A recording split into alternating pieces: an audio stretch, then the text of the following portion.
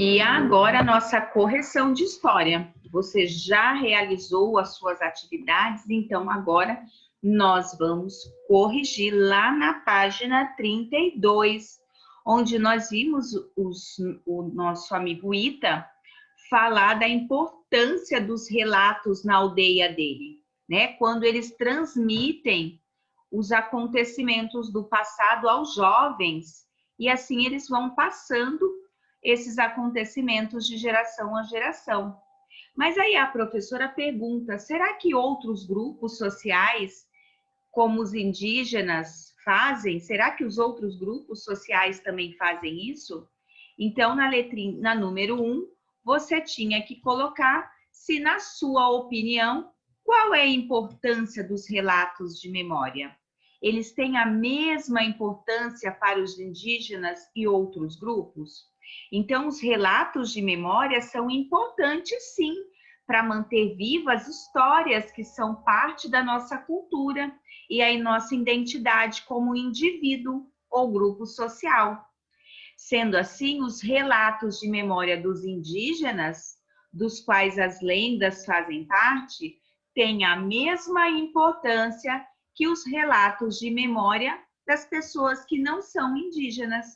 Tanto para os indígenas como para nós, os relatos de memória são importantíssimos, porque a gente não deixa a nossa história acabar. Aí, na número 2, é uma atividade individual. Você tinha que colocar se você já lembra, se você leu algum mito ou uma lenda e compartilhar com a gente. A número 3, ele fala que as lendas e mitos do folclore brasileiro são semelhantes aos relatos da memória atuais. Será que isso é verdade? Por quê? Bom, não é verdade, né? As lendas e os mitos do folclore brasileiro não são semelhantes aos relatos de memória. Por quê? Porque as lendas e os mitos são histórias fantasiosas, são histórias que não existem. Às vezes tem até elementos sobrenaturais, como a cuca, o saci, o boitatá, né? Coisas que não existem na natureza. Agora, os relatos das nossas memórias atuais, eles sim são verdadeiros. E eles se baseiam em fatos reais da nossa vida, que pode ser vivida por mim, por você, né? São fatos da nossa vida cotidiana que a gente vai passando, né? Quantas histórias o vovô e a vovó já contaram pra gente?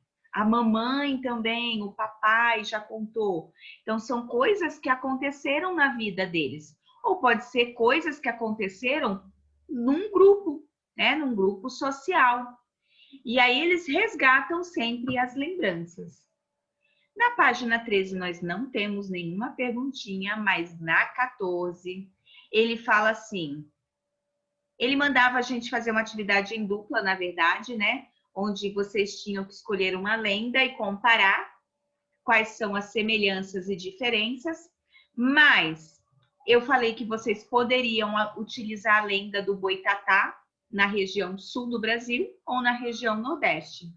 Mas é claro que as lendas, elas vão sofrer o quê? Algumas diferenças, porque depende da região. E como elas são relatos da tradição oral, então eu conto de um jeito para você. Quando você for contar, você não vai contar do mesmo jeito que eu te contei. Você vai colocar alguma coisa, ou você vai tirar alguma coisa, você vai dar uma resumida. Então, essas lendas, elas acabam se modificando com o tempo.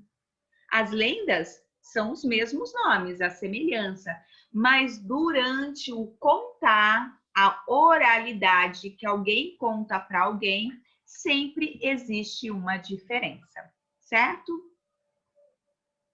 Aí na página 35, nós vimos aqui, né, o homem arando a terra antigamente. Hoje em dia, em pequenos lugares, até ainda existe essa forma de arar a terra, mas já mudou bastante.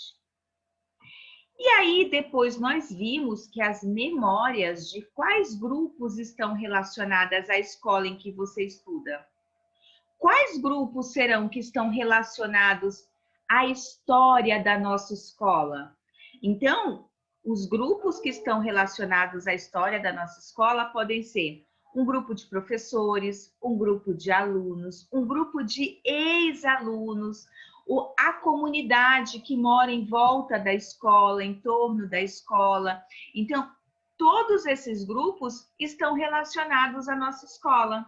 Quando vocês forem maiores, vocês forem grandes, vocês vão lembrar do Colégio Jean Piaget, que vocês fizeram parte do Colégio Jean Piaget, certo?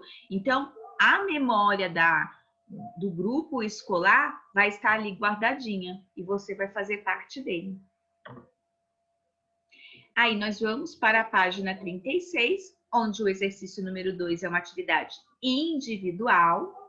E no número 3, na sua opinião, as tecnologias modernas podem auxiliar na preservação de nossos saberes? Sim. Como? De que maneira? Bom, hoje nós temos a tecnologia ajudando em muitas coisas. Então, nós temos as tecnologias modernas, como as máquinas fotográficas, as filmadoras, o nosso celular que faz um monte de coisa, não é? A gente pode tirar foto, filmar a qualquer hora com o celular, com este aparelhinho. Antigamente, né? Não era desse jeito. Então, a tecnologia ela veio contribuir. Então, a gente pode registrar de forma permanente tudo o que acontece na nossa vida. Nós podemos fazer os arquivos digitais, né? E aí a gente vai preservar a nossa história. Será que na época do vovô e da vovó tem alguma filmagem do vovô e da vovó criança? Não tem. Mas você pode ter certeza que quando vocês forem maiores, vai ter filmagem de vocês pequenininhos para vocês verem como vocês são? Vai. Porque nós temos essa tecnologia a nosso favor hoje em dia. Então, a tecnologia ela veio para nos auxiliar, para nos ajudar em muitas coisas. Então, nós ficamos por aqui na nossa aula de correção de história e já já a gente volta para corrigir também uma matéria de geografia. Então, até daqui a pouco.